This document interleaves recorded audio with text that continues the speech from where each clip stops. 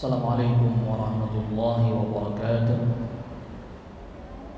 Innal hamdalillah nahmaduhu wa nasta'inuhu wa nastaghfiruh wa na'udzu billahi min shururi anfusina wa min sayyiati a'malina. May yahdihillahu fala mudilla lahu wa may yudlil fala hadiya lahu. أشهد أن لا إله إلا الله وحده لا شريك له وأشهد أن محمدا عبده ورسوله يا أيها الذين آمنوا اتقوا الله حق تقاته ولا تموتن إلا وأنتم مسلمون يا أيها الناس اتقوا ربكم الذي خلقكم من نفس واحدة وخلق منها زوجها وبث منهما رجالا كثيرا ونساء واتقوا الله الذي تساءلون به والأرحام إن الله كان عليكم رقيبا يا أيها الذين آمنوا اتقوا الله وقولوا قولا سديدا يصلح لكم أعمالكم ويغفر لكم ذنوبكم ومن يطع الله ورسوله فقد فاز فوزا عظيما أما بعد فإن أصدق الحديث كتاب الله وخير الهدي هدي محمد صلى الله عليه وسلم وشر الأمور محدثاتها وكل محدثة بدعة وكل بدعة ضلالة وكل ضلالة في النار. Ikhwatal iman, a'azzakumullah. Pembahasan kita pada fiqhus sirah, kita sekarang masuk pada pembahasan yang ke-8. Kalau yang diterjemah pembahasan pada poin H di halaman 180, yaitu pembahasan tentang al-hijratu ilal habasyah, hijrahnya para sahabat radhiyallahu anhum ajma'in ke negeri Habasyah. Habasyah Ethiopia, ya, termasuk di dalamnya wilayah Sudan. Jadi dahulu termasuk Habasyah itu wilayah Sudan dan sekitarnya, itu masuk ke dalam wilayah Habasyah. Al-Imam Ibnu Ishaq sebagaimana dinukilkan oleh Ibnu Hisham mengatakan bahwa tatkala Rasulullah sallallahu alaihi wasallam melihat apa yang dialami oleh para sahabat, di mana mereka mengalami hal-hal yang berat berupa siksaan dan seterusnya, sedangkan Rasulullah sallallahu alaihi wasallam mendapatkan perlindungan dari kaumnya, terutama pamannya, yaitu Abu Talib. Dan Rasulullah sallallahu alaihi wasallam tidak bisa memberikan jaminan keamanan kepada para sahabat dari siksaan orang-orang Quraisy. Perlu sama-sama kita ketahui bahwa para sahabat itu ada dalam beberapa keadaan atau dalam dua keadaan secara umum. Yang pertama, sahabat yang mereka tidak mendapatkan dukungan dan sokongan dari kaumnya. Dan ini keadaan kebanyakan para sahabat radhiyallahu anhum ajma'in. Yang kedua, para sahabat yang mendapatkan dukungan dan sokongan dari kaumnya, sehingga dia tidak mendapati siksaan seperti para sahabat yang tak mendapatkan dukungan dari kaumnya. Dan ini sangat sedikit atau bahkan bisa dikatakan hanya sahabat Abu Bakar As-Siddiq radhiyallahu anhu saja. Jadi sahabat yang kondisinya seperti sahabat Abu Bakar, dia didukung oleh kaumnya.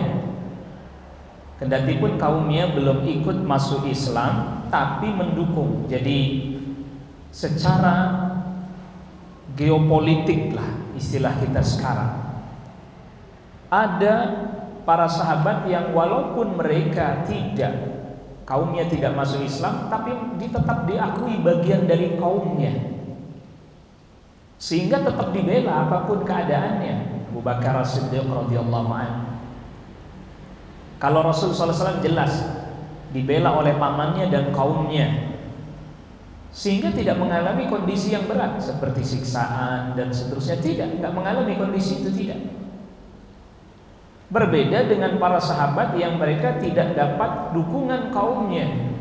Yang ada malah sebagian para sahabat itu disiksa oleh kaumnya sendiri, disiksa oleh keluarga dan kerabatnya sendiri. Seperti contohnya sahabat Utsman bin Affan radhiyallahu anhu. Sukunya, nah ini perlu kita ketahui juga, ini termasuk bagian dari yang cukup rumit dalam belajar sirah, itu adalah mengetahui suku-suku masing-masing sahabat. Dan itu yang cukup sulit untuk sebagian orang ketika mengkaji sirah itu. Sahabat Utsman bin Affan radhiyallahu anhu ini sukunya Bani Umayyah, satu suku dengan Abu Sufyan. Kaumnya tidak menyetujui dia masuk Islam. Salah satu dari pamannya, sahabat Utsman bin Affan, pernah menyiksa Utsman bin Affan radhiyallahu anhu. Dia dimasukkan ke dalam tikar, lalu digulung, lalu kemudian di bawahnya dikasih seperti bara api, dipanas-panaskan, supaya dia mau meninggalkan agama yang telah dia anut, yaitu agama tauhid. Nah ini agar supaya lebih spesifik, maka saya sebut agama tauhid, karena Islam itu tauhid. Karena orang banyak seringkali salah persepsi, dan kita perlu fahami betul dan kita perlu ulang-ulang bahwa masyarakat Quraisy itu tadinya mengikuti agamanya Nabi Ibrahim alaihissalam melalui Nabi Ismail alaihissalam. Tapi lama-kelamaan mereka bergeser menyimpang mengikuti adat tradisi kaum sampai jatuh pada kesyirikan. Yang itu membuat mereka telah keluar dari agamanya Nabi Ibrahim, yang maknanya mereka tidak lagi bertauhid, yang artinya yang mereka telah keluar dari Islam. Ini yang perlu kita ketahui. Jadi ada dua golongan dari kalangan para sahabat, dan kebanyakan golongan yang tidak disupport oleh kaumnya. Bahkan kaumnya sendiri yang menyiksa dia, kerabatnya sendiri yang menyiksa dia, menentangnya. Mengapa demikian? Karena menurut suku-suku tersebut, apabila ada salah satu dari anggota mereka, ingat juga poin kedua, bahwa sistem kepemimpinan, sistem sosial masyarakat pada saat itu, mereka itu bersuku-suku yang maknanya adalah setiap suku berdaulat. Ini juga perlu kita pahami. Jadi mereka itu seperti negeri-negeri kecil. Setiap suku ada pimpinannya, dan itu seperti raja-raja kecil yang berdaulat di suku mereka masing-masing. Sehingga ketika ada salah satu dari anggota suku mereka tidak memiliki keyakinan seperti mereka, dianggap pembelot, dianggap berkhianat. Itu juga sebenarnya yang dialami oleh Rasul sallallahu alaihi wasallam di dalam internal Bani Hashim, tetapi karena tokoh tertinggi mereka mensupport, yaitu Abu Thalib, paman Nabi sallallahu alaihi wasallam, mensupport, maka paman-paman yang lain nurut aja, nggak berani.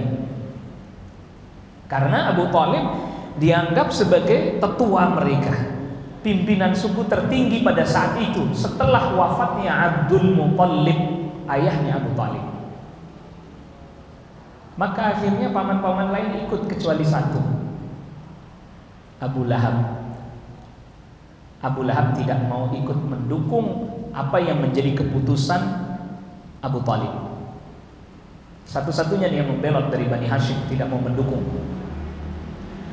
Padahal pada saat itu seperti Abbas bin Abdul Muthalib yang juga paman Nabi, dia belum masuk Islam, belum.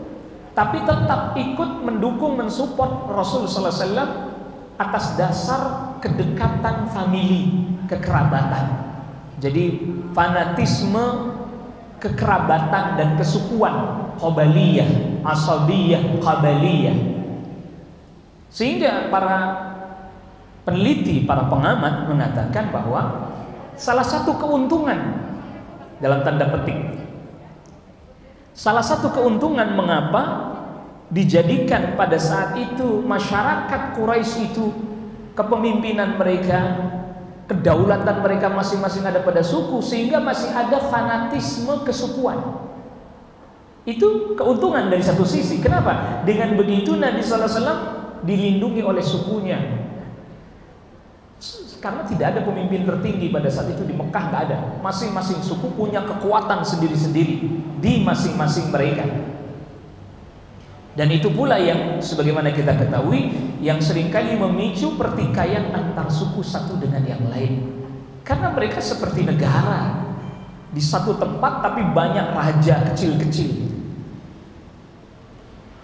Ketika melihat keadaan yang seperti itu, maka Rasulullah sallallahu alaihi wasallam pun berkata kepada para sahabat radhiyallahu anhum ajma'in, "Law kharajtum ila ardil Habasyah." Seandainya kalian pergi ke satu negeri yaitu Habasyah. Artinya silakanlah kalau kalian mau. Fa inna biha malikan la yadhlimu indahu ahad. Karena di sana ada seorang raja yang adil, yang tidak boleh ada satupun yang ada pada wilayah kekuasaannya dizalimi, tidak boleh.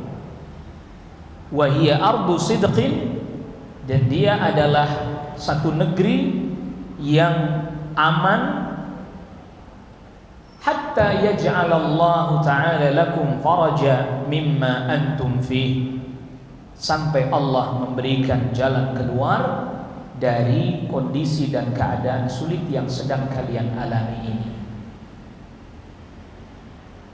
Maka kemudian setelah Nabi sallallahu alaihi wasallam memerintahkan, mengizinkan para sahabat untuk hijrah ke Habasyah, maka kemudian berangkatlah para sahabat ke negeri Habasyah. Dalam rangka apa?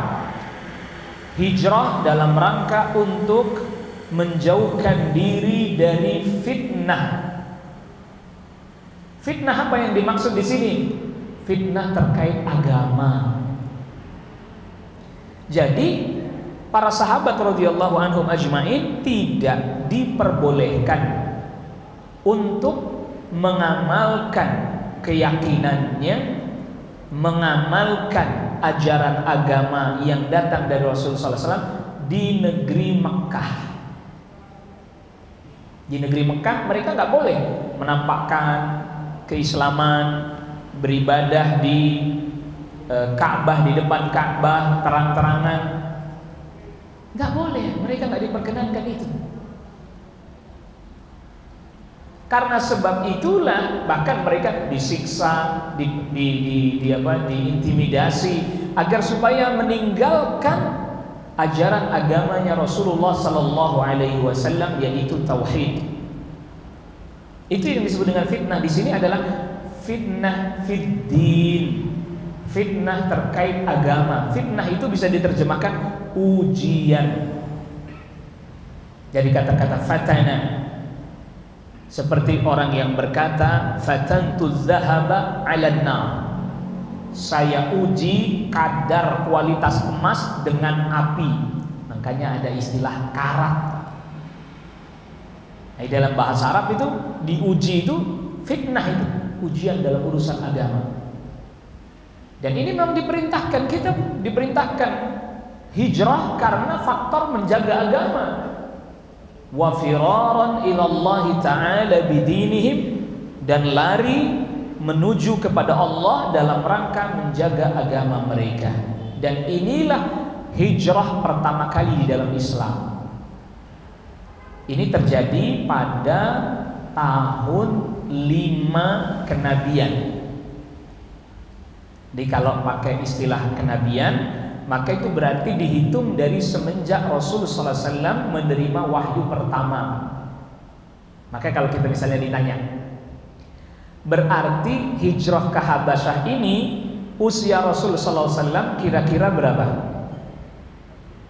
45, betul. Nah, gitu mudahnya. Kita tidak menghafal kan? Tahun 5 kenabian Rasul sallallahu alaihi wasallam menerima wahyu, tahun usia beliau 40. Berarti usia beliau pada saat ini ketika terjadi hijrah ke Habasyah 45 tahun usia Rasul sallallahu alaihi wasallam pada saat itu. Pada hijrah yang pertama ini, rombongan yang pertama hijrah ini ada 12 orang. Ada 12 orang yang ikut hijrah ini. Di antara mereka satu sahabat Utsman ibn Affan radhiyallahu an bersama dengan istrinya, jadi 2. Siapa istrinya sahabat Utsman? Ruqayyah bintu Rasulillah sallallahu alaihi wasallam. Ruqayyah putri Rasul sallallahu alaihi wasallam.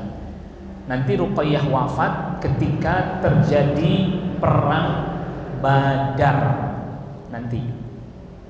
Lalu kemudian ini 2 berarti sudah. 3 Abdurrahman bin Auf. 4 Utbah bin Rabi'ah. Abu Hudzaifah Utbah bin Rabi'ah. Istrinya namanya Sahlah bintu Suhail bin Amr. Sudah 5 ini.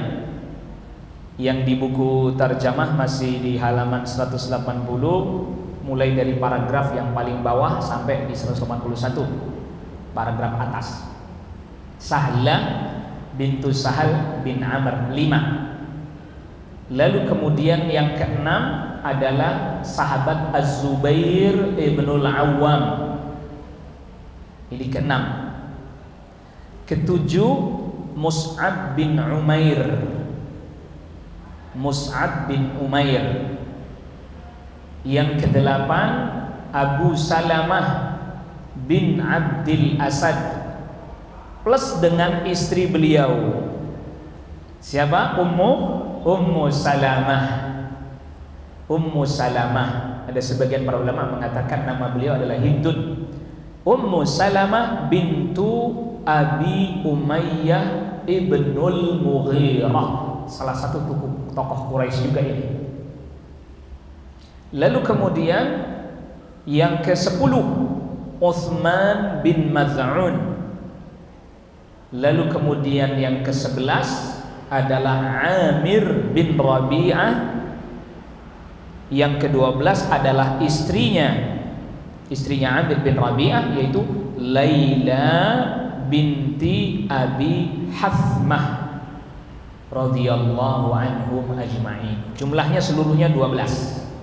Rombongan yang pertama kali hijrah menuju Habasyah berjumlah 12 orang. Mereka meninggalkan kota Makkah menuju satu tempat yang disebut dengan Asy-Syu'aibah. Syu'aibah itu bentuk tasghir dari Syu'bah. Ya bahasa sekarangnya itu semacam pantai. Jadi di Jeddah itu sekitar 68 km ke selatan Jeddah, itu ada satu daerah namanya Syuaibah. Dulu di sana itu kayak semacam pelabuhan kecil. Pelabuhan kecil. Ada pelabuhan kecil. Dan sekarang masih ada, tapi udah nggak jadi lagi pelabuhan. Dia jadi pantai gitu, tapi jauh. Iya, tidak bahkan perjalanan menuju ke sana sulit. Sulit sekali. Nah, di Syuaibah sampai di sana karena memang itu dahulu tempat mereka orang-orang yang hendak menyeberang dari Jaziratul Arab menuju ke benua Afrika, Pak. Jadi kalau kita ngelihat di peta, ini Jaziratul Arab dibelah lautan, kayak ada semacam selat.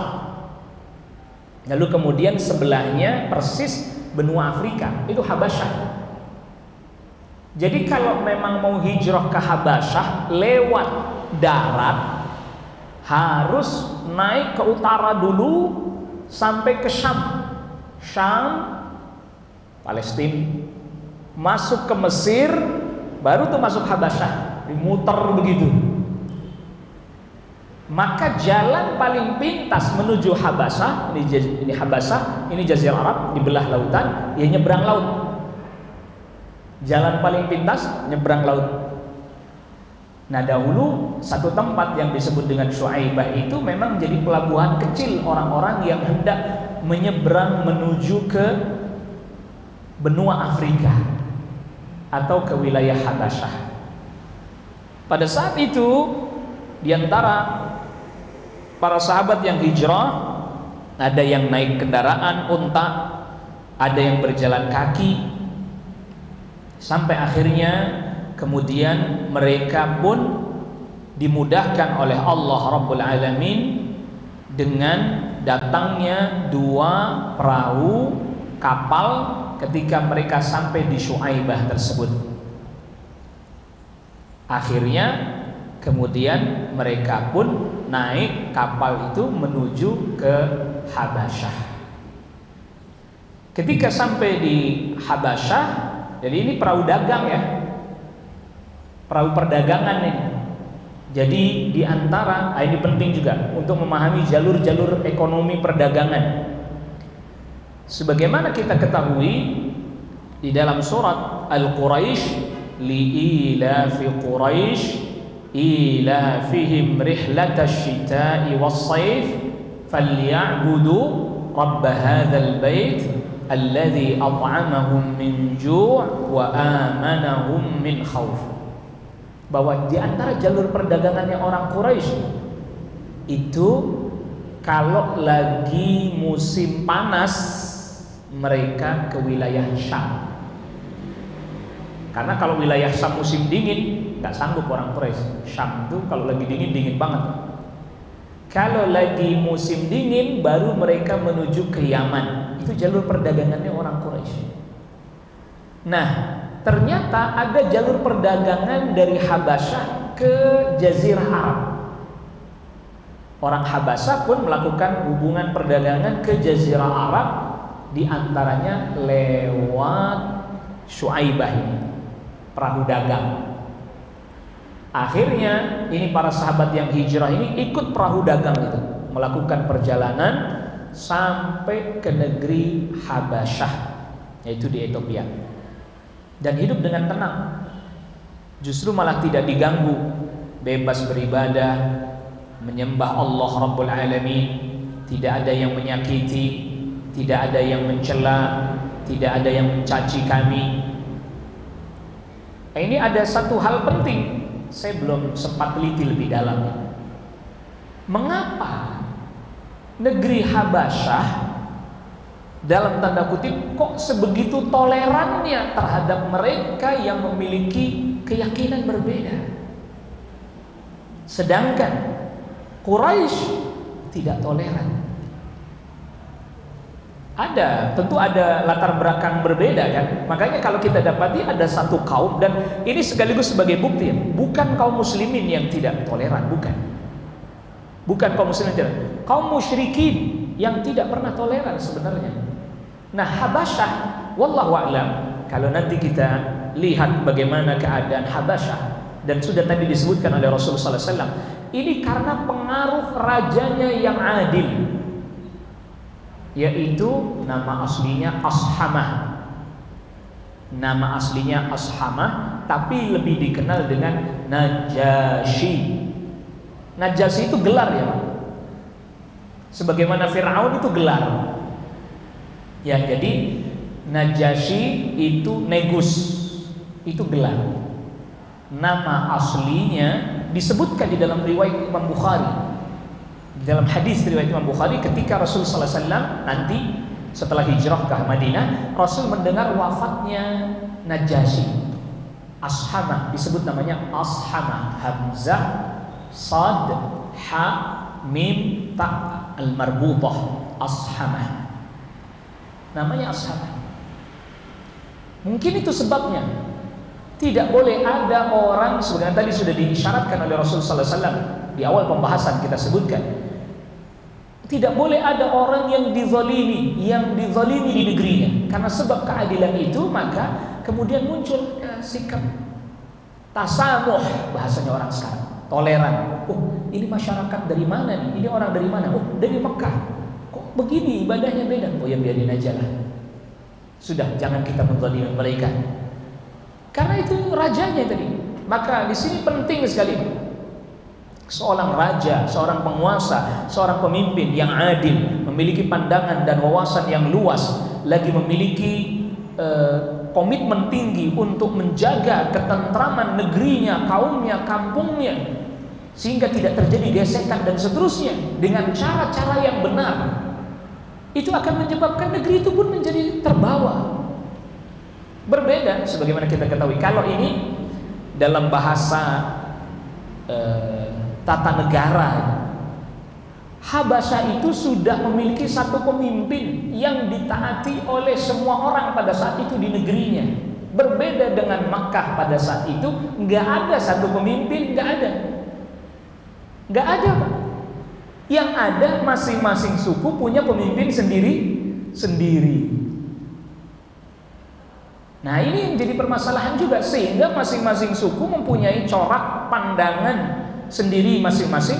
Bahkan kalau dilihat, mereka memang secara umum musyrik. Secara umum musyrik mereka, yaitu menjadikan selain Allah sebagai sarana untuk mendekatkan diri kepada Allah Rabbul Alamin. Tetapi di sisi lain, kesyirikan mereka gak sama, kekufuran mereka gak sama, bertingkat-tingkat. Tapi secara umum sama, yaitu menjadikan orang saleh yang sudah wafat sebagai sarana mendekatkan diri kepada Allah. Secara umum sama, mereka jadikan itu sebagai patung berhala. Tapi di sisi lain mereka berbeda-beda dari sisi agama. Ada yang mengatakan di antara mereka, masyarakat Arab itu, malaikat itu adalah anak perempuannya Allah. Ada di antara mereka yang mengingkari hari kebangkitan, Yaumul Ba'ats. Jadi mereka juga yang mengimani. Jadi mereka telah berselisih, masing-masing terikat dengan sistem sukunya masing-masing, termasuk keyakinannya. Akhirnya lahirlah fanatisme kesukuan, fanatisme akan keyakinan dan adat tradisi suku mengakar, yang itu membuat mereka tidak bisa menerima kehadiran, dalam tanda kutip, ajaran lain, hal baru yang bertentangan dengan adat dan tradisi suku mereka masing-masing. Tapi berbeda ini dengan masyarakat Habasyah, sudah lebih modern lah mungkin kalau bahasa kitanya. Pemimpinnya satu, walaupun masih sistemnya kerajaan. Pemimpinnya satu, semuanya taat pada pemimpin ini. Gak ada lagi pemimpin-pemimpin kecil yang membuat tandingan akan pemimpin yang sudah ada ini. Makanya pernah sampai Rasulullah SAW sabdakan, "Man mata wa laysa fi 'unuqihi bai'ah, mata mitatan jahiliyah." Siapa orang yang mati dalam keadaan dia di lehernya tidak ada bai'at, dia tidak membai'at pemimpin, satu pemimpin dia tidak bai'at, maka dia mati seperti dalam keadaan jahiliyah. Maksudnya, perhatikan, maksud hadis ini mati dalam keadaan jahiliyah bukan mati dalam keadaan kafir. Nggak otomatis begitu maknanya. Tetapi dia mati seperti kondisi keadaan masyarakat jahiliyah dahulu yang nggak punya pemimpin satu yang mereka sepakati. Maka oleh karena itu nanti di antara pokok di dalam ajaran agama Islam adalah yang ini juga disebutkan oleh para ulama termasuk Syekh Muhammad bin Abdul Wahhab At-Tamimi Najdi di dalam kitabnya Al-Usul As-Sittah, termasuk juga di dalam risalahnya atau dalam kitabnya Masail Jahiliyah, bahwa di antara permasalahan jahiliyah adalah at-tafarruq fid dunya, berpecah dalam urusan dunia. Begitu juga berpecah dalam urusan agama. Kenapa berpecah dalam urusan dunia? Karena nggak ada pemimpin satu yang mereka sepakati. Mereka punya pemimpin sendiri-sendiri. Itulah mengapa bagian daripada pokok agama ada ijtima fil abdan, bersatu secara fisik, bersatu dalam urusan dunia dengan cara membaiat satu pemimpin yang diakui bersama dan mentaatinya selama tidak perintah kepada maksiat. Jadi ini para sahabat menceritakan bahwa tidak ada kami mendapatkan gangguan, tidak pernah mendengar kata yang membuat kami tidak senang, cemoohan, cacian, tidak ada. Nah, ini terjadi pada tahun 5 kenabian sebagaimana tadi kita sudah sebutkan. Nah, setelah kira-kira 1 bulan lebih mereka berada di Habasyah, terdengar berita. Sebelum, kalau di sini kan langsung kembali ke Mekah yang diterjemah itu halaman 181. Setelah sebulan lebih mereka kembali lagi ke Mekah. Nah, di sini disebutkan kisah panjang yang saya ringkaskan.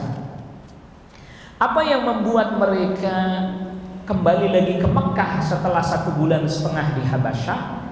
Terdengar informasi, terdengar berita bahwa pada saat itu orang-orang Quraisy, ini satu riwayat ya, satu versi. Orang-orang Quraisy ketika Rasul sallallahu alaihi wasallam sedang sholat di depan Ka'bah, kata orang Quraisy ini, kami mendengar Muhammad memuji-muji berhala kami, kata orang Quraisy. Sehingga ketika Rasul sallallahu alaihi wasallam lagi salat, Syekh Safi Rahman Al-Mubarakfuri di dalam Ar-Rahiqul Makhtum, Rasul sedang membaca surat An-Najm, wan najmi idza hawa ma dhalla sahibukum ma huwa, terus sampai akhir fa'budu lillahi wasjudu.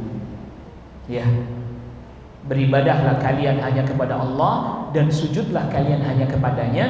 Nabi sallallahu alaihi wasallam pun sujud karena baca ayat itu. Tetapi dalam pendengarannya orang-orang Quraisy, Rasul memuji-muji berhala. Akhirnya mereka ikut sujud bersama Rasulullah sallallahu alaihi wasallam. Kata mereka, kata orang-orang Quraisy yang kan mereka seringkali duduk-duduk di sekeliling Ka'bah. Makanya ada satu tempat namanya Darun Nadwah. Darun Nadwah. Ya kalau bahasa kitanya kayak semacam pendopo gitu. Disitulah orang-orang dan tokoh-tokoh Quraisy seringkali duduk-duduk. Nah, dia mereka mengawasi Rasulullah sallallahu alaihi wasallam yang sedang salat, lalu kata mereka, kami dengar dia Muhammad memuji-muji berhala-berhala kami.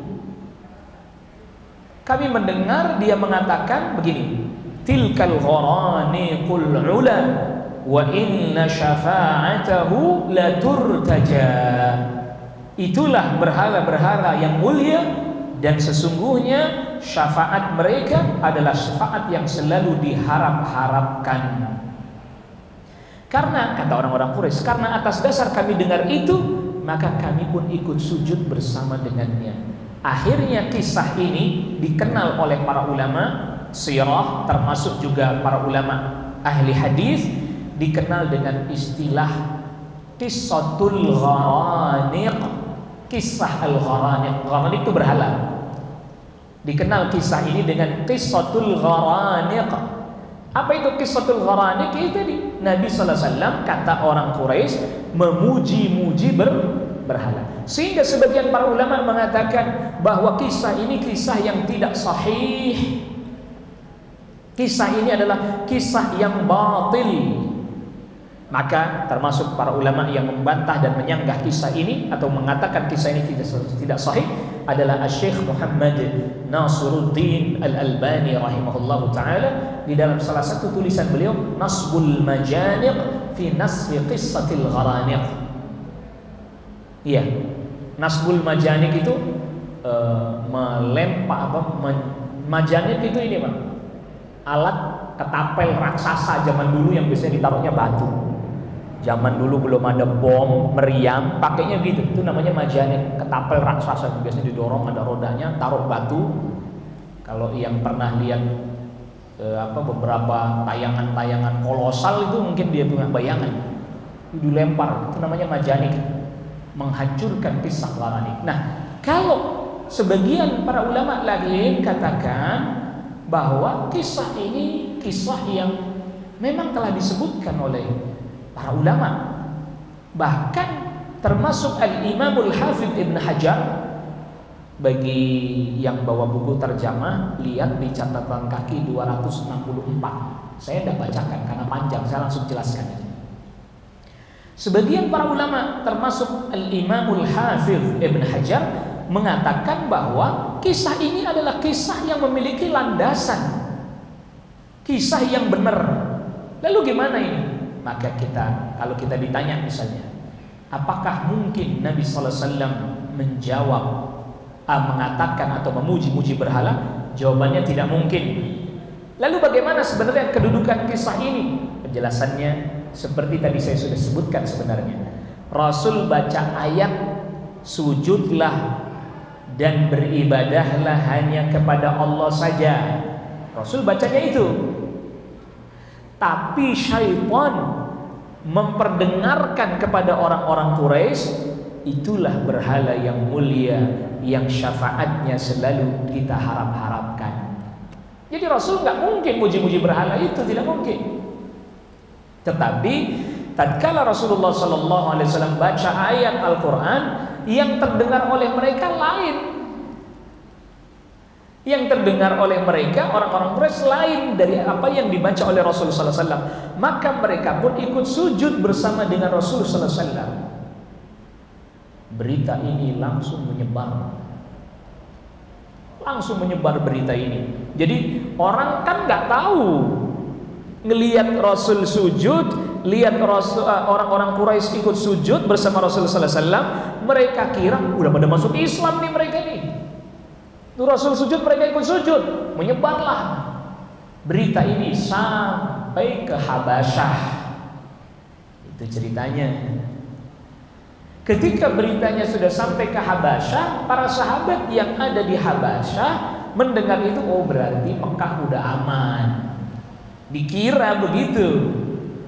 Karena ternyata orang-orang Quraisy sudah sujud, berarti udah aman, mereka udah iman. Sujud bersama Rasulullah SAW. Akhirnya kemudian mereka pun kembali lagi ke Mekah setelah 1 bulan lebih di Habasyah. Ternyata apa?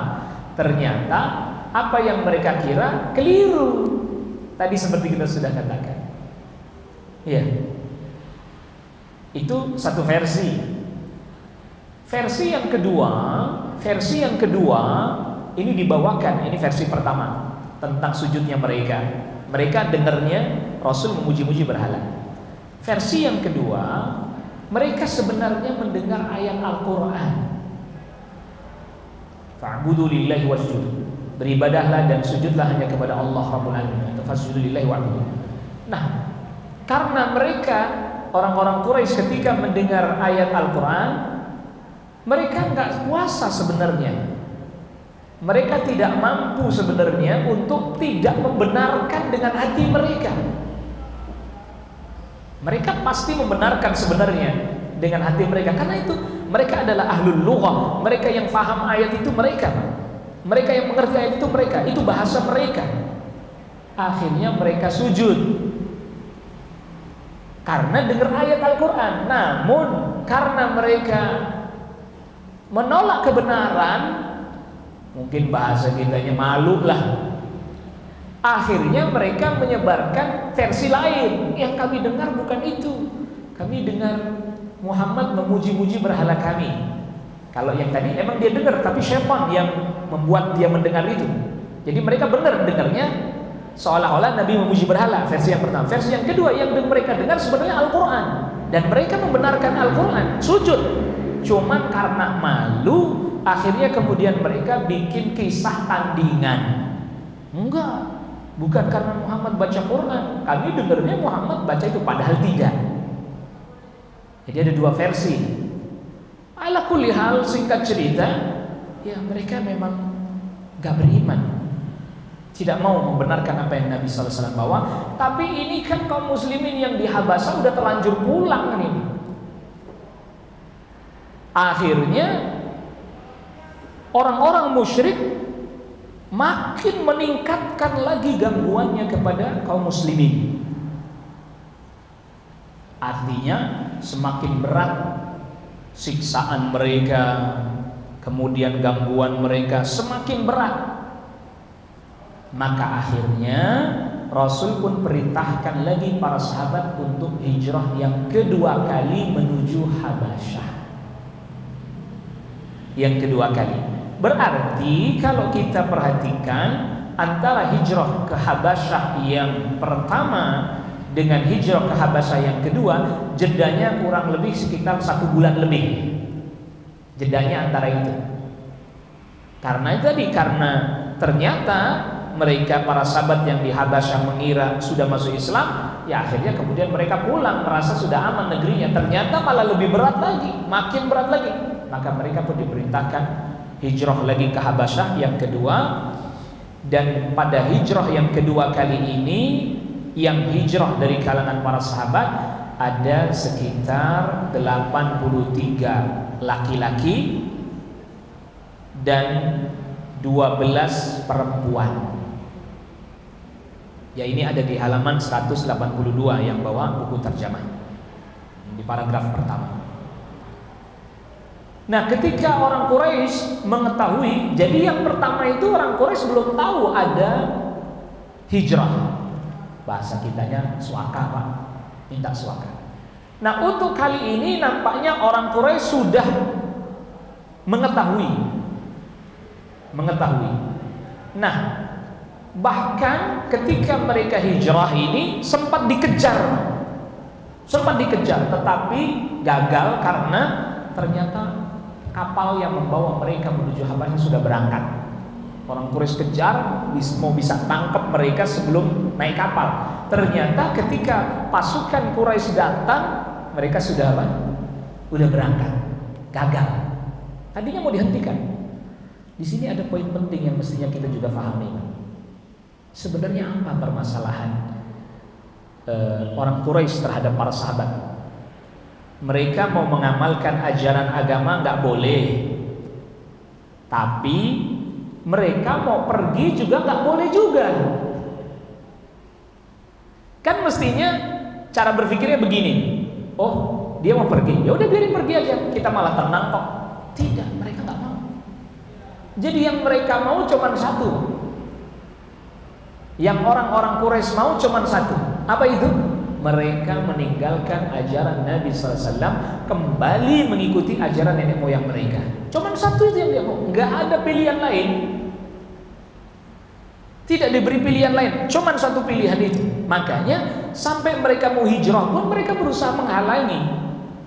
Kenapa kok dihalang-halangi? Kan kalau kita misalnya nih punya musuh, lalu musuhnya pergi, misalnya, biarin aja dia pergi, senang saya malah.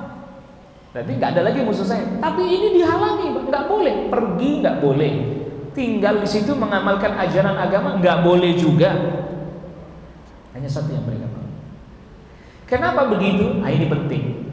Pertanyaannya, kenapa mereka? Karena mereka akan malu apabila ada dari anggota suku mereka, kaum mereka meninggalkan negerinya karena tidak mau mengikuti tradisi nenek moyang.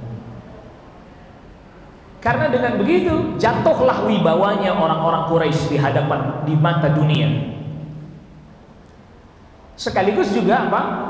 Ini tradisi yang telah dijaga selama ini oleh orang-orang Quraisy, yang itu dianggap sebagai tradisi yang sakral, tradisi yang sangat dihormati dan dimuliakan, karena itu menurut mereka terkait dengan tanah haram yang mereka tinggal di sana, itu kan menjadi kemuliaan buat mereka, menjadi keutamaan buat mereka.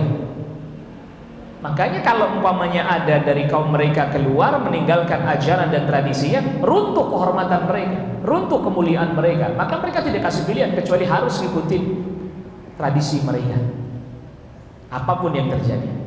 Setelah mengetahui ternyata mereka berusaha mengejar pun gagal, enggak berhenti. Orang Quraisy pun mengutus utusan juru bicara dari kalangan orang yang paling terpelajar dan paling cerdik pandai di antara mereka. Ya, bahasanya beginilah. Siapa yang diutus? Pada saat itu yang diutus adalah Amr bin As, belum masuk Islam. Lalu kemudian Abdullah bin Abi Rabi'ah bawa hadiah banyak agar supaya dijadikan, bahasa kitanya ya hadiah, bahasanya mereka hadiah, tapi sebenarnya ini sogokan lah untuk Najasyi dan terutama untuk para pemuka agama dari agama Nasara, supaya memberikan dukungan dan mengembalikan orang-orang Quraisy yang sudah hijrah ke Habasyah. Akhirnya datang nih Amr bin As, Abdullah bin Abi Rabi'ah sampai di negeri Habasyah.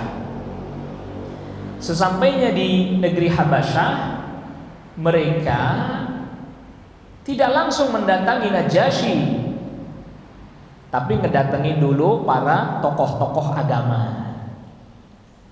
Mendatangi dulu para, ya mungkin kalau bahasa kita pejabat-pejabat dekat Najasyi. Nanti Anda dukung kami ya di hadapan raja ya. Oh iya siap, kami akan dukung Anda. Begitu. Pokoknya nanti saya bicara di hadapan raja, tolong dukung saya. Oh iya baik, siap.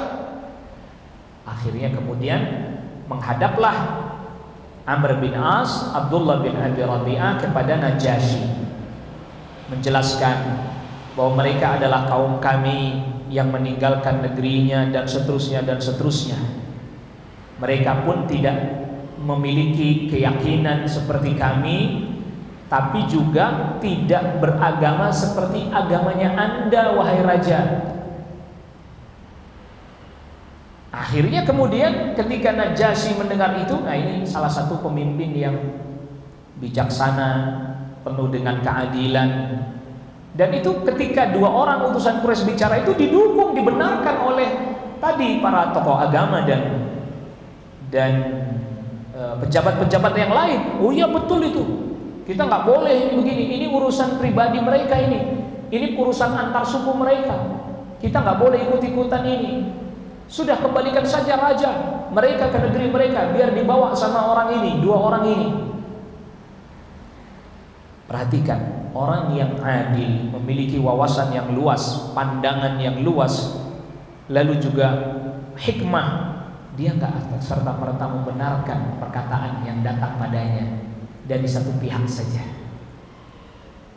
Akhirnya setelah itu kemudian singkat cerita di majelis yang terpisah, ya dipanggil atau malah dipertemukan sekalian. Di sebagian riwayat dipertemukan sekalian. Panggil itu yang orang-orang Muslim itu panggil, orang-orang yang hijrah itu panggil. Setelah dipanggil, lalu kemudian pada saat itu para sahabat bersepakat menunjuk Ja'far bin Abi Thalib, putranya Abu Thalib masuk Islam. Putranya Abu Thalib itu pada masuk Islam, Pak. Pada masuk Islam.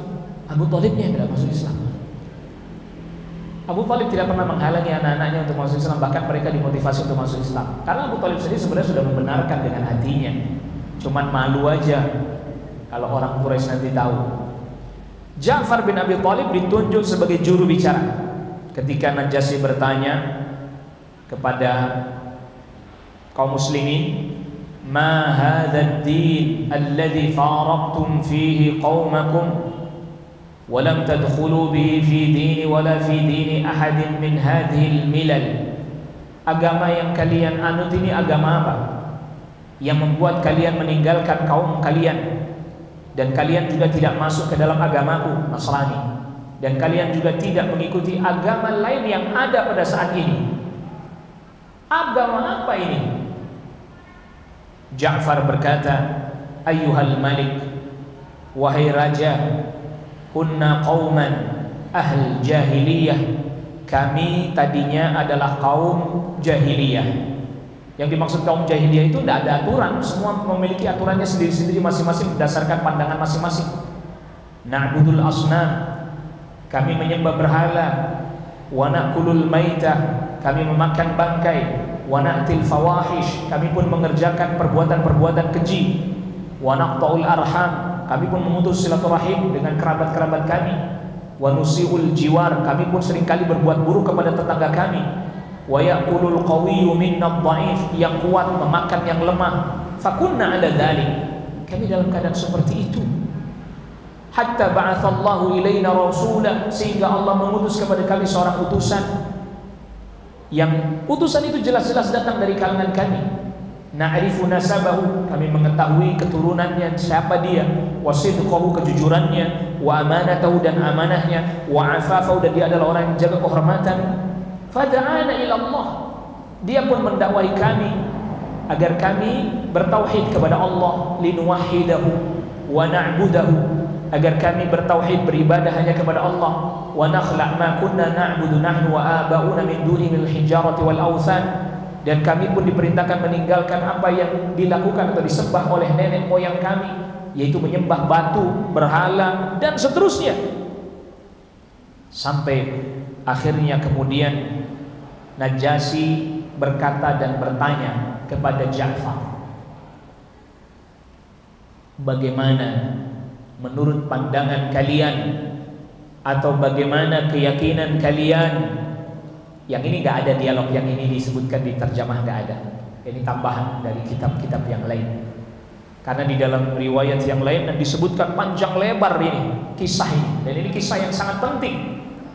Di antara yang ditanyakan Najasyi adalah bagaimana keyakinan kalian terhadap Isa ibn Maryam. Maka Ja'far ibn Abi Thalib membacakan surah Maryam. Dibacakan, kami mendengar dari Nabi dan Rasul kami bahwa Isa adalah hamba Allah dan utusan Allah, putra dari Maryam, wanita suci. Lalu dibacakan surah Maryam. Najasyi meneteskan air mata. Ketika mendengar hal itu, meneteskan air mata, seraya berkata, sungguh ini adalah kebenaran.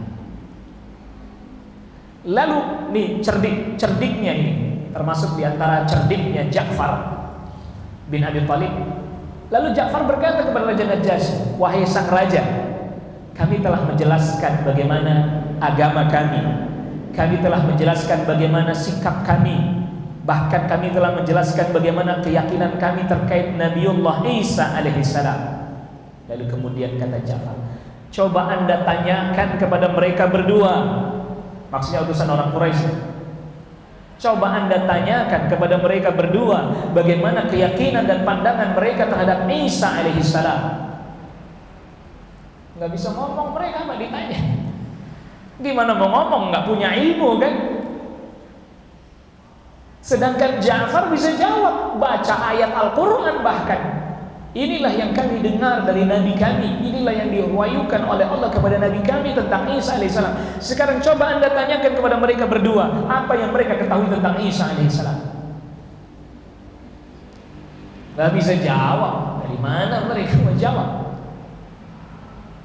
Maka akhirnya kemudian Najasyi pun mengatakan kepada kaum muslimin, tinggallah di negeriku dan tidak akan ada satupun yang mengganggu kalian selama aku masih hidup. Lalu kemudian dua utusan, yaitu Amr bin As dan Abdullah bin Abi Rabi'ah, diperintahkan untuk pulang. Kalian berdua silahkan pulang. Gagal. Negosiasi mereka untuk meminta Najasyi mengembalikan orang-orang yang hijrah ke Habasyah gagal. Perhatikan. Nah, di sini terdapat faedah apa? Kebenaran tetap kebenaran. Allah akan tampakkan kebenaran apapun keadaannya. Allah tampakkan kebenaran pada saat itu melalui lisannya Ja'far bin Abi Thalib radhiyallahu anhu. Dia jawab semua apa yang ditanyakan, dijelaskan semuanya. Ilmu, maka di sini penting sekali berdialog dengan ilmu. Karena dengan begitu Allah Rabbul Alamin akan tampakkan kebenaran. Allah akan tampakkan kebenaran dengan ilmu. Allah akan jadikan hati hamba-hamba jadi hati manusia terbuka dengan sebab ilmu. Maka di antara hikmah pelajaran yang bisa kita petik dari kisah hijrahnya para sahabat ke Habasyah ini, yang pertama, bahwa para sahabat tidak mendapatkan kesempatan untuk bisa beribadah dengan baik, dengan aman, dengan tentram di Mekkah disebabkan gangguan dari tokoh-tokoh Quraisy kepada mereka, sehingga itu membuat mereka tidak bisa tidak harus meninggalkan keluarga, negara, kampung halaman dalam rangka untuk menjaga akidah mereka. Dan semestinya kayak gini kaum muslimin, iya, demi menjaga agama, ya harus dikorbankan apa yang memang perlu dikorbankan. Maka agama, akidah, iman, tauhid berada di atas keluarga, harta, atau bahkan negeri sekalipun. Saya ingin bertanya kepada diri kita semuanya, masih adakah kekuasaan yang dimiliki oleh kaum muslimin hari ini di Cordova? Udah nggak ada. Cordova hanya tinggal sisa-sisa saja. Bangunan-bangunan, puing-puing, monumen-monumen ada. Tetapi negara yang disebut dengan Cordova, negerinya kaum muslimin, sudah tidak lagi ada. Hilang, sirna. Itulah kehidupan dunia.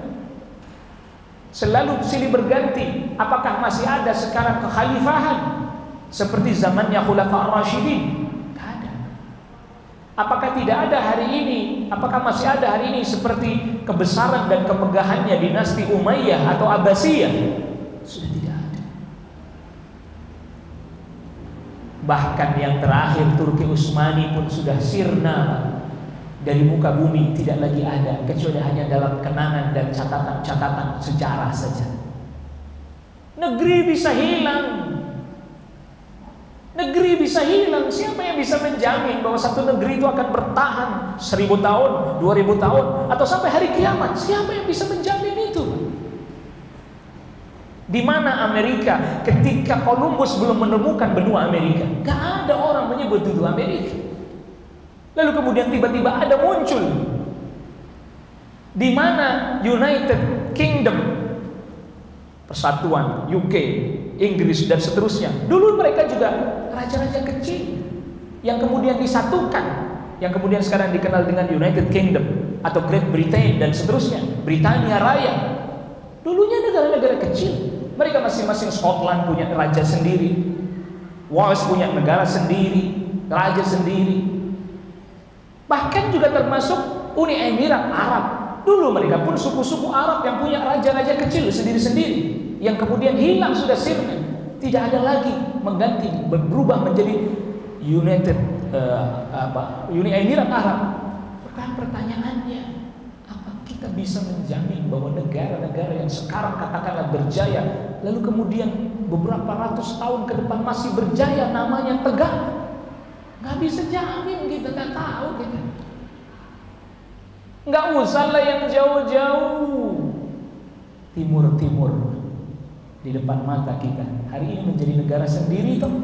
Timur Leste. Siapa yang bisa merubah itu semuanya? Berubah status kewarganegaraan mereka, tidak lagi menjadi warga negara Indonesia, tidak lagi masuk ke dalam negara kesatuan Republik Indonesia. Tidak. Gak ada yang bisa menjamin eksistensi satu negara akan terus-menerus akan ada dengan nama dan status eksistensinya. Bisa berubah. Bayangkan negeri yang begitu besar, kekhalifahan yang begitu besar bisa tumbang, runtuh. Sebagaimana tadi kita katakan Cordova dan seterusnya. Tapi iman, tauhid, akidah yang benar enggak boleh hilang dari dada kita sampai kita wafat. Fala tamutunna illa wa antum muslimun. Di atas segalanya iman, tauhid, akidah. Ya, berapa banyak warga negara Indonesia Pak ke Saudi, lama di sana tinggal sampai punya anak, keturunan, cucu, cicit, bahkan jadi warga negara sana Pak. Jadi warga negara sana. Seperti beberapa para ulama seperti Syekh Anis Thahir, keturunan beliau orang kakek-kakeknya orang Lampung Indonesia, tapi udah hilang sudah. Bahkan bahasa Indonesia dia nggak ngerti, dengar paham, jawab nggak bisa. Bisa hilang, bisa berubah. Jadi jangan kemudian kita juga terlena dengan mengatakan, oh nggak boleh, tidak boleh hilang sirna. Oh, nggak bisa. Kalau Allah kehendaki sirna, ganti-ganti. Yang kedua, lalu bagaimana dengan mereka orang-orang yang meninggalkan negeri mereka, negeri kaum muslimin, berhijrah malah justru menuju negeri-negeri kafir atas dasar kagum pada kemajuan peradaban orang-orang kafir. Coba. Makanya di sini nanti ada pembahasan khusus ya. Dan ini dibahas oleh Syekh Utsaimin rahimahullahu taala, bagaimana hukum tinggal di negeri kafir. Apabila ini tinggal, ngomongnya tinggal ya. Beda kalau ada orang datang ke negeri kafir hanya sementara untuk tugas pekerjaannya, lalu dia akan pulang lagi. Itu pun ada kriterianya. Dia bisa mengamalkan agamanya, dia pun ada teman-teman yang memang memiliki agama yang baik seperti dia, sehingga terjaga agamanya. Karena itu lebih diutamakan. Dan banyak kasus kejadian kan, beberapa kaum muslimin tinggal di negeri kafir, mau sholat Jumat aja susah Pak. Lihat. Tapi giliran orang kafir ke Indonesia Pak, dia memilih mana ada tempatnya. Iya, banyak tempat ibadah orang-orang kafir di negeri kita. Gitu masih dibilang orang Islam tidak toleran, aneh bin ajaib. Tapi kalau tinggal di negeri kafir, itu syarat bisa menampakkan agama, punya komunitas yang kuat, dan seterusnya. Jadi jangan sampai kemudian hanya dalam rangka kita merasa kagum dengan teknologi dan teknologi mereka, akhirnya kemudian kita pindah milih tinggal di negeri kafir. Tetap sesulit apapun di negeri kaum muslimin, asalkan itu kaum muslimin masih eksis di sana, akidah yang benar, tauhid yang benar, kita mampu beribadah kepada Allah, menampakkan agama, jauh lebih baik dibandingkan negeri kafir. Kecuali tadi ada keperluan hajat yang sementara yang dia akan pulang lagi, karena kan nggak seterusnya. Tapi kalau tinggal lah jangan. Kalau nggak bisa menampakkan ajaran agama, nggak ada temannya, nggak ada komunitasnya, makanya kemudian di negeri kafir dibentuklah komunitas-komunitas kaum muslimin. Termasuk juga dibuatlah apa yang disebut dengan Islamic Center. Jadi Islamic Center itu sebenarnya konsep untuk kaum muslimin di negeri-negeri yang mereka minoritas, karena pergerakan mereka dibatasi, sehingga aktivitas keagamaan hanya di wilayah atau di area Islamic Center tersebut. Gak boleh dibuka umum, azannya pun yang paling kalau kedengaran hanya di area satu area saja. Misalnya area masjid ini nih, pagernya ada sekolah, ada dan seterusnya. Azan paling hanya kedengaran di sini saja, gak boleh sampai keluar. Dilarang sama mereka. Lalu kemudian selanjutnya Yang ketiga, faedah yang ketiga, para sahabat yang mereka hijrah dari Mekah menuju ke Habasyah memberikan pelajaran yang berharga kepada kita bagaimana seorang muslim dia beradaptasi dengan lingkungan masyarakat non-muslim dalam hal yang bertolak belakang dengan agama Islam. Justru muslimlah yang semestinya berupaya membimbing masyarakat non-muslim agar menjadi masyarakat yang islami. Jangan dibalik. Yang muslimnya terpengaruh, akhirnya kemudian malah yang muslimnya sendiri jadi gak islami gitu. Nah, ini yang ada sekarang nih, wallahu alam, di negeri kita muslimnya mayoritas, bukannya berusaha membimbing supaya jadi kehidupan islami, malah terpengaruh kehidupannya jadi gak islami. Malah justru memusuhi sebagian kaum muslimin yang lain yang berusaha menjalani kehidupan secara islami. Aneh. Muslimnya sendiri, bukan yang kafirnya. Muslimnya sendiri. Wah, apa itu? Masa ini kearap-arapan? Nah, itu kan orang Islam sendiri yang ngomong begitu. Kearap-arapan. Beginilah, begitulah. La ilaha illallah. Mestinya kaum muslimin lah yang mengajarkan hal itu. Ya, ini termasuk pergaulan majelis pertemuan yang dilakukan oleh orang Islam. Ya, dia nggak boleh ada kemungkaran di dalamnya. Jadi nggak boleh ikut dia kalau ada kemungkaran. Jadi yang dimaksud adaptasi di sini bukan berarti kaum musliminnya suruh ikut kemaksiatan, enggak. Yang dimaksud beradaptasi adalah bagaimana kaum muslimin memberikan pengaruh dampak positif. Bukan justru malah kaum musliminnya terkena pengaruh negatif. Lihat bagaimana tadi Ja'far dengan ilmu dan penjelasannya bisa memberikan pengaruh kepada Najasyi, sehingga niat buruk dari dua tokoh utusan Quraisy yang telah bekerja sama dengan para pejabat bahkan tokoh agamanya mereka pada saat itu gagal. Jangan sebaliknya, malah kaum musliminnya dikasih hadiah, dikasih uang, akhirnya bicaranya malah menyimpang dari Islam. Nauzubillah. Nasallallahu alaihi wasallam. Faedah yang keempat, pada peristiwa pengejaran yang dilakukan oleh kaum Quraisy pada para sahabat sampai ke negeri Habasyah serta upaya mereka untuk mengembalikan kaum muslimin ke Mekah, ini menjadi indikasi yang sangat jelas bahwa pertentangan antara orang kafir terhadap kaum muslimin bukan bersifat pribadi, personal, tidak. Tapi ini adalah merupakan permusuhan yang didasari atas dasar agama dan keyakinan. Sebab kalau seandainya permusuhan ini hanya bersifat pribadi, pasti kaum kafir akan senang ketika kaum muslimin pergi jauh dari pandangan mereka. Ya tadi kita katakan, kita kalau punya musuh namanya personal, dia pergi malah senang kita, udah pergi di sana. Tapi ini bukan itu, bicara tentang agama. Mereka merasa malu, mereka merasa diinjak-injak tradisi mereka, kemuliaan, kehormatan, adat nenek moyang mereka merasa terinjak-injak. Masalahnya ini masalah agama, bukan masalah personal. Jadi bahwa permusuhan ini adalah berlatar belakang keyakinan agama. Yang ini menunjukkan bahwa orang yang berbeda agama dengan kita, dia tidak menginginkan hidup aman tentram selamanya dimanapun berada. Tapi orang yang bermusuhan secara pribadi, maka dia akan berharap agar Anda jauh supaya dia bisa melupakan dan dia bisa tenang. Nah, ini sesuai dengan apa yang Allah Subhanahu wa taala firmankan, "Walan tardu 'anka al-yahudu walan nasara hatta tattabi'a millatahum." Orang Yahudi Nasrani akan ridha sampai kalian mengikuti millah mereka. Makanya tradisi-tradisi Yahud, tradisi-tradisi Nasara disebarkan di tengah kaum muslimin. Sebarkan di tengah kaum muslimin dimanapun berada. Disebarkan di tengah kaum muslimin dimanapun mereka berada. Ini bukan permusuhan pribadi. Permusuhan ini permusuhan terkait dengan agama. Dan kita harus bisa membedakan ya. Kita harus bisa membedakan mana permusuhan yang pribadi, mana permusuhan terkait dengan agama. Faedah yang kelima, Utsman bin Hasan. Utsman bin Hasan ini adalah penulis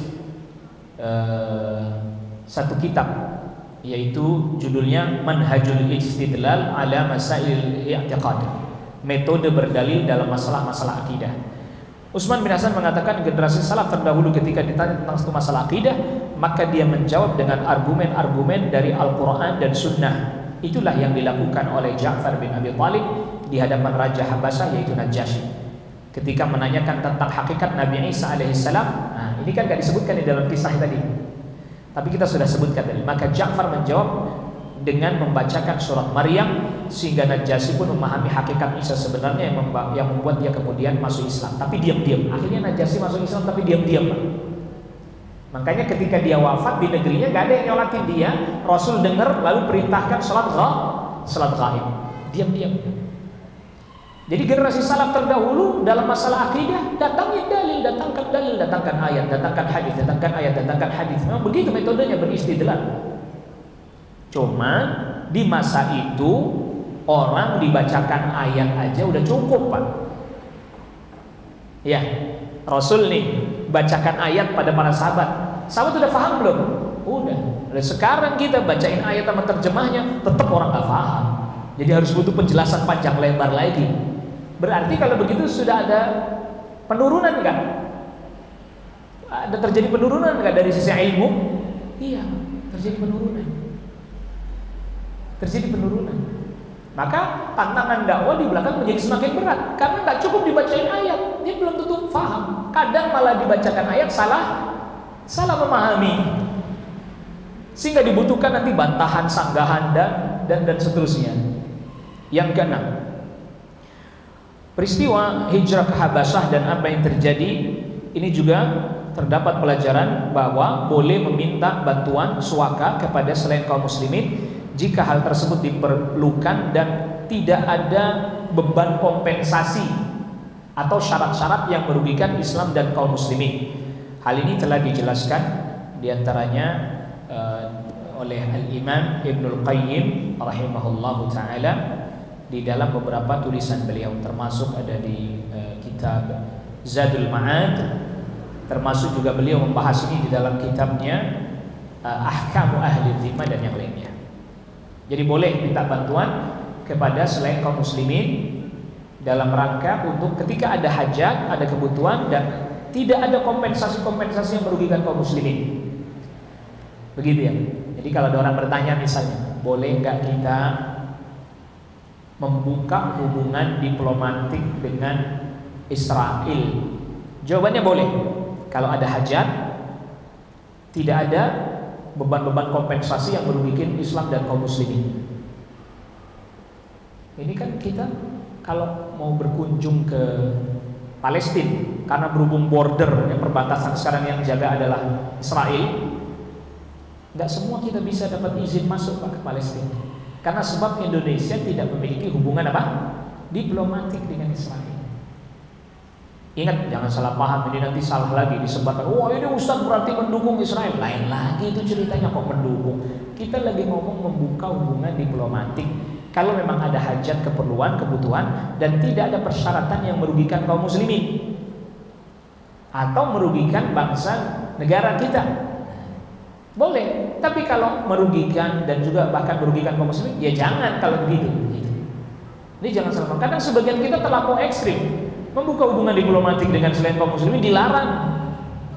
Nggak boleh dengan Israel, nggak boleh dan seterusnya. Tapi dengan negeri lain, bahkan bukan cuma hubungan diplomatik, hubungan agama dengan Iran malah oke.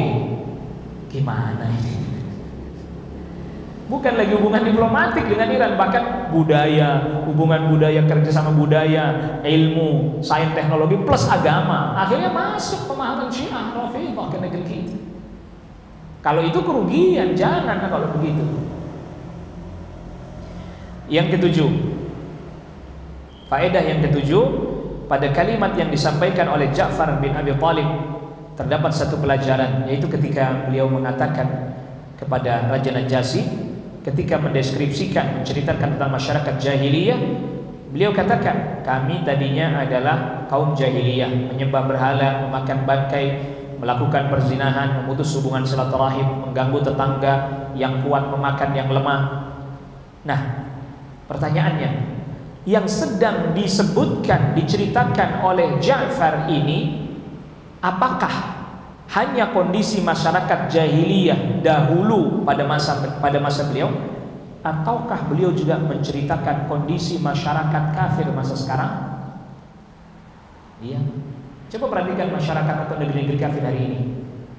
Memakan bangkai tidak ada masalah, makan daging babi boleh, nikah sejenis boleh, bahkan nikah dengan hewan boleh sama mereka. Yang kuat menindas yang lemah, betul tidak? Iya. Nah, itulah masyarakat yang tidak berpegang pada wahyu. Maka kita kaum muslimin nggak boleh sama dengan masyarakat seperti itu. Nggak boleh. Ini kita sekarang kaum muslimin juga lagi digiring menuju kepada kehidupan kayak begitu, teman. Hedonis, yang kaya makin kaya, yang miskin makin hancur dan seterusnya. Nauzubillah.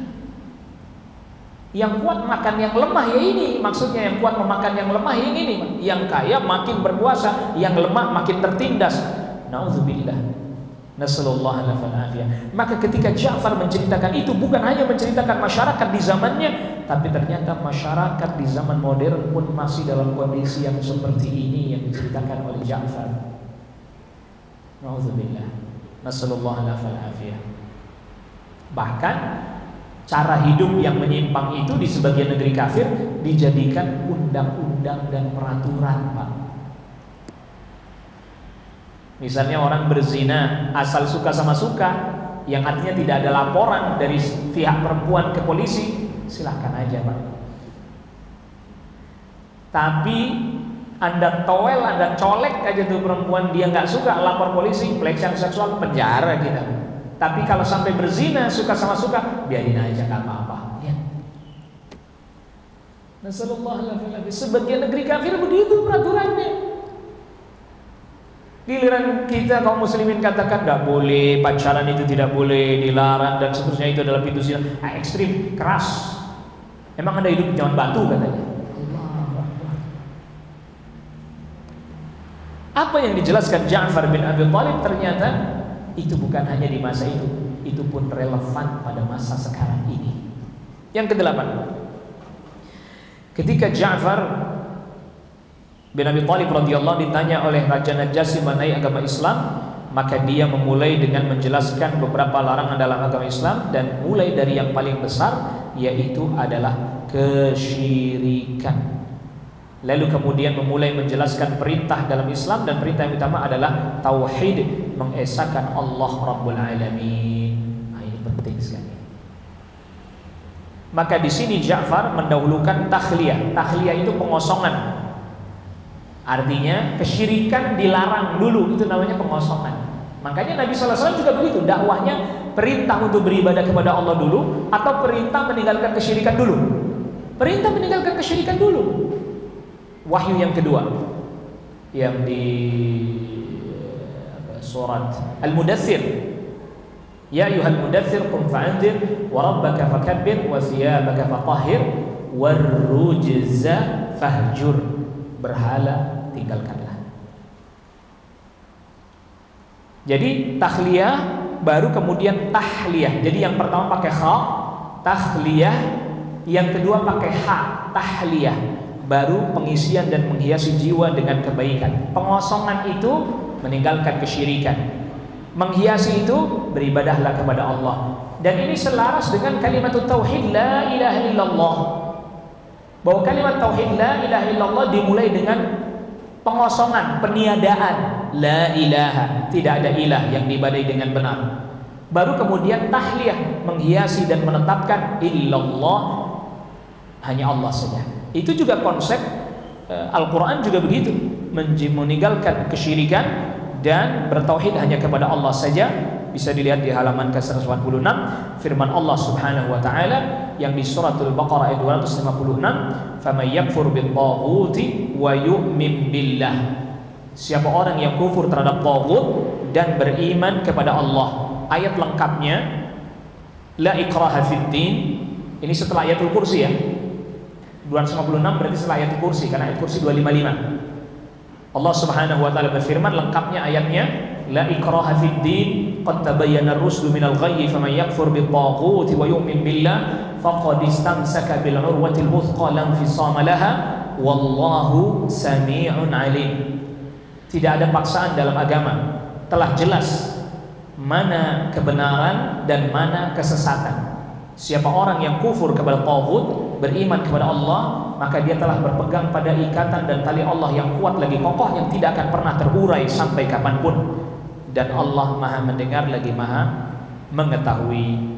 Jadi yang mesti dilakukan oleh muslim pertama kali, ingkar kepada taghut, artinya mengingkari kesyirikan, menjauhi kesyirikan, bahwa tidak ada yang diibadahi dengan benar melainkan hanya Allah saja. Berlepas diri dari paganisme, penyembahan terhadap berhala, berlepas diri dari kesyirikan, baru kemudian dia beribadah kepada Allah Rabbul Alamin. Maka tidak termasuk bagian daripada tauhid orang yang mengatakan bahwa semua agama benar, karena dia harus berlepas diri dari segala kesyirikan. Bisa batal tauhidnya kalau dia setelah dijelaskan kasih tahu, ini nggak boleh Anda berkata itu, perkara yang tidak boleh diyakini begitu, semua agama benar. Itu sama saja dia katakan tauhid dan syirik sama benarnya. Dan ini kekufuran. Yang kesembilan, faedah yang kesembilan. Ketika Ja'far bin Abi Thalib mulai menerangkan urutan-urutan dakwahnya Nabi SAW, beliau mulai dengan tauhid. Dan memang mestinya dakwah itu dimulai dengan tauhid, mengajak manusia agar beribadah kepada Allah dan meninggalkan kesyirikan. Ya, maka yang menjadi prioritas dalam dakwah adalah tauhid. Fokuskan masalah kepada tauhid, diulang-ulang pada setiap kesempatan, termasuk bahas sirah. Membahas sirah terulang-ulang juga pembahasan tentang apa? Tentang tauhid. Jadi tidak harus dakwah tauhid itu tidak harus otomatis belajarnya hanya kitab tauhid saja, tidak. Dia belajar fiqih, dimasukkan di dalamnya nilai-nilai tauhid di dalamnya. Belajar sirah tentu juga masuk di dalamnya nilai-nilai tauhid. Belajar tentang muamalah dimasukkan di dalamnya juga nilai-nilai tauhid. Belajar tentang adab dimasukkan juga di dalamnya nilai-nilai tauhid.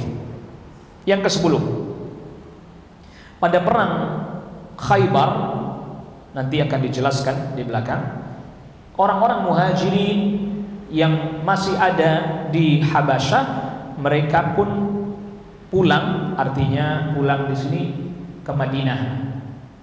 Ya, mereka pun hijrah ke Madinah. Ya. Jadi pada perang Khaybar baru boleh dibilang habis ya. Tidak ada lagi sahabat yang masih ada di Habasyah. Mereka sudah pulang semua. Jadi pada peristiwa perang Khaybar, sebagaimana akan dibahas pada babnya, kaum muhajirin yang hijrah ke Habasyah pulang. Ada sebagian sahabat yang membanggakan diri kepada kaum muhajirin Habasyah ini karena ia merasa telah mendahului mereka hijrah ke Madinah. Jadi ada sahabat yang nggak ikut hijrah ke Habasyah, kan jadi mereka hijrah duluan ke Madinah. Sedangkan yang hijrah ke Habasyah baru mereka habis, katakanlah tidak lagi di Habasyah ketika perang Khaybar. Ada sebagian sahabat yang membanggakan diri, wah kita udah duluan nih hijrah ke Madinah, mengalahkan kalian, wahai sahabat yang hijrah ke Habasyah. Maka Nabi SAW bersabda, "Laisa bi ahaqqi minkum wa lahu wa li ashabi hijratun wahidah wa lakum ahlus safinati hijratan." Orang-orang yang membanggakan diri atas muhajirin Habasyah tidak lebih berhak atas diriku daripada kalian. Dia, artinya orang-orang yang hijrah langsung ke Madinah, mereka hanya mendapatkan satu hijrah saja, sedangkan kalian, wahai orang-orang yang naik ke perahu, maksudnya hijrah ke Habasyah, mendapatkan pahala 2 hijrah. Sehingga para sahabat yang hijrah ke Habasyah juga gembira. Kenapa? Karena dapat 2 hijrah. Asma bintu Umais yang melaporkan atau memberitahukan kejadian ini kepada Rasulullah SAW mengatakan, saya melihat Abu Musa dan para muhajirin yang naik perahu itu secara bergiliran datang kepadaku menanyakan perihal ucapan Rasul Sallallahu Alaihi Wasallam ini. Benar nggak Rasul bilang begitu bahwa kami dapat pahala 2 hijrah? Mereka datang kepada Asma bintu Umais.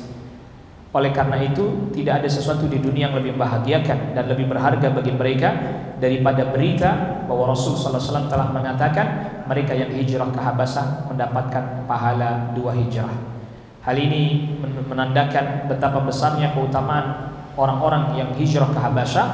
Namun demikian, Al-Imamul Hafidh Ibn Hajar mengatakan hadis ini secara tekstual menunjukkan keutamaan para muhajirin Habasyah di atas muhajirin yang lain, tapi tidak berarti bahwa keutamaan mereka atas kaum muhajirin Madinah itu secara mutlak.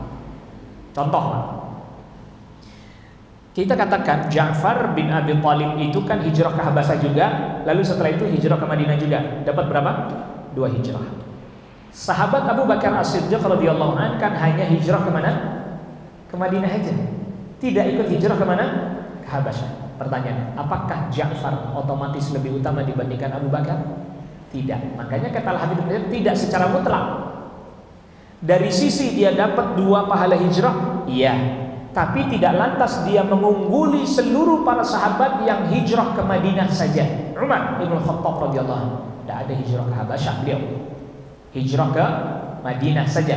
Apakah Ja'far bin Abi Thalib lantas lebih utama daripada Umar secara mutlak? Jawabannya tidak. Ja'far lebih utama dari sisi dia dapat 2 pahala hijrah, tapi tidak mengungguli seluruh keutamaan di atas Umar, apalagi Abu Bakar radhiyallahu anhum ajma'in. Wallahu ta'ala a'la wa a'lam. Ini yang bisa kita bahas pada pertemuan kita di kesempatan pagi hari ini. Silakan apabila ada pertanyaan. Nas apa?